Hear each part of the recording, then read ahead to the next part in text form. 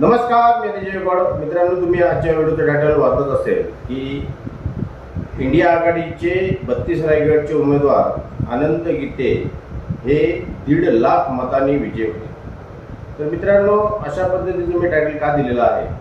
गेले कित्येक दिवस मला जे ओळखतात ते मला नेहमीच सांगत होते की अनंत गीते जिंकतील की सुनील तटकरे जिंकतील, परंतु जोपर्यंत आपल्याकडं काही असत नाही बोलायला तोपर्यंत त्याच्यावर बोलणं टाळलेलं बरं, असं माझं वैयक्तिक मित्रांनो मत आहे.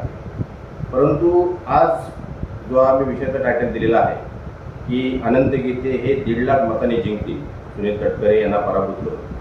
तर मित्रांनो, माझं ह्या बाबतीमध्ये स्वतः इंडिया आघाडीचे उमेदवार अनंत गीते यांचं आणि माझं थोडंसं बोलणं झालं.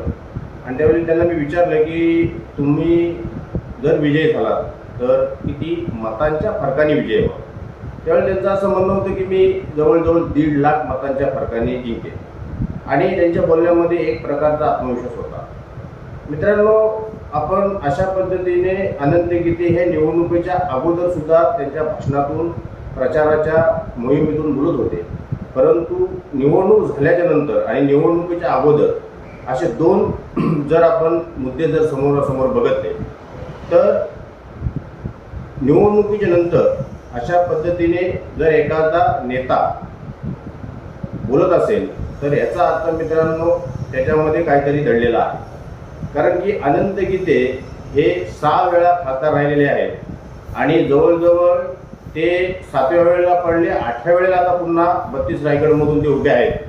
आणि 40 वर्ष ज्याच्याकडे 40 वर्ष ज्याच्याकडे 32 रायगड ची उमेदवारी आहे, अशा उमेदवाराला 32 रायगड लोकसभा मतदारसंघातील जे 6 मतदारसंघ येतात त्याची किती माहिती असेल हे तुम्ही विचार पण करू शकत नाही, मी सुद्धा विचार करू शकत नाही. मित्रांनो, मागच्या वेळेला सुनील तटकरे हे शकापसोबत होते आणि जिंकलेही.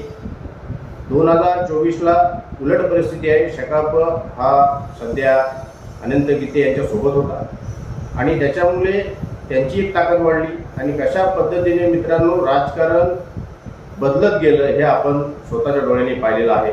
ओपिनियन पोलमध्ये अनंत गीते जिंकतील अशा पद्धतीचे ओपिनियन पोल सुद्धा आपण पाहिले. त्याच्यानंतर सुनील तटकरे जिंकतील अशा पद्धतीचे आपण ओपिनियन पोल पाहिले. परंतु अशा पद्धतीने अनंत गीते हे जिंकतील की नाही जिंकतील, सुनील तटकरे जिंकतील की नाही जिंकतील हे कोणी सांगत नव्हतं. परंतु आज खऱ्या अर्थाने हा व्हिडिओ बनवण्यामागचं माझं एकच उद्दिष्ट आहे की जास्त काही निकालाला दिवस राहिलेले नाही आहेत. 4 जून नंतर तुम्हाला आम्हाला सर्वांनाच कळणार आहे की सुनील तटकरे जिंकणार आहेत की अनंत गीते जिंकणार आहेत. परंतु अनंत गीते यांचे बॅनरसुद्धा माणगावसारख्या त्यांच्या पदाधिकाऱ्यांनी लावलेले होते. विजयाचे बॅनर लावलेले होते, त्याचा एक व्हिडिओसुद्धा मी बनवलेला होता. तर मित्रांनो, अशा पद्धतीने एक छोटासा व्हिडिओ बनवून तुम्हाला याच्याबद्दल माहिती सांगावी असं मला वाटलं. कारण की निवडणुकीच्या नंतर एखादा उमेदवार मी एवढ्या मताने 1.5 लाख मताच्या फरकाने जिंकेल असा सांगत असेल तर तुम्हाला चांगल्या पद्धतीने माहिती आहे की तो याकडं संपूर्ण 6 विधानसभा मतदारसंघामधील याद्या आलेल्या असतात.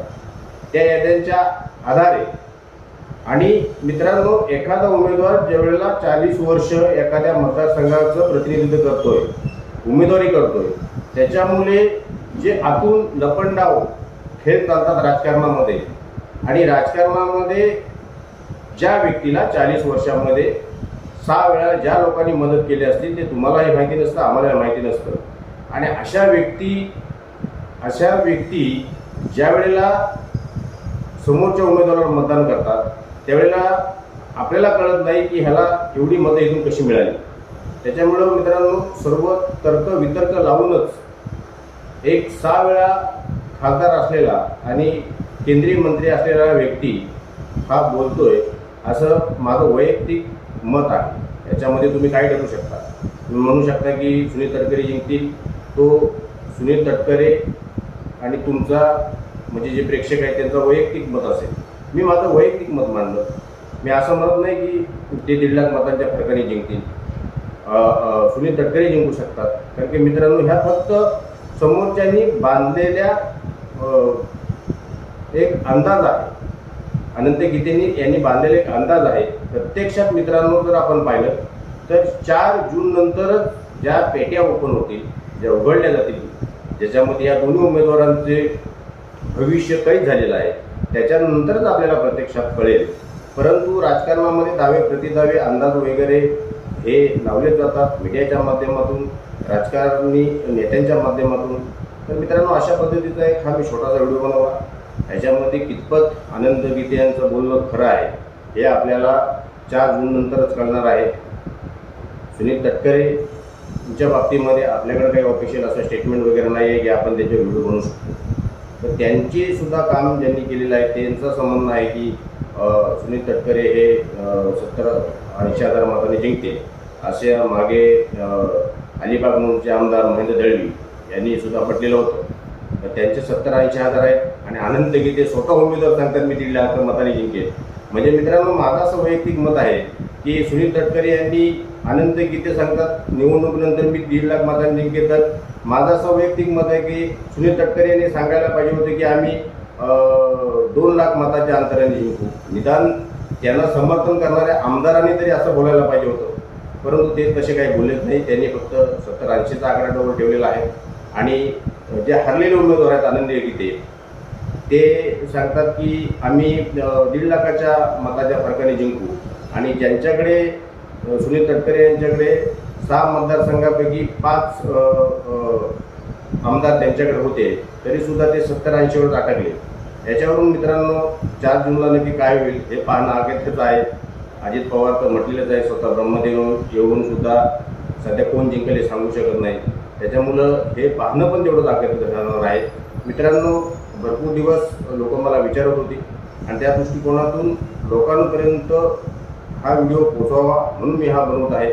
आता आनंद गीते हे म्हणतात की मी सुनील तटकरेला 1.5 लाख मताच्या फरकाने हरवणार. तर मित्रांनो, हे स्वतः आनंद गीते यांचं विधान आहे. तर आनंद गीते यांचं विधान कितपत खरं ठरतं आहे 4 जूनपर्यंत आपल्याला थांबावं लागणार आहे. मित्रांनो, एक छोटासा व्हिडिओ, इन्फॉर्मेटिव्ह व्हिडिओ तुमच्यासाठी बनवला. इथेच थांबतो. जर का आवडलं असेल लाईक करा, शेअर करा, सबस्क्राईब करा. धन्यवाद.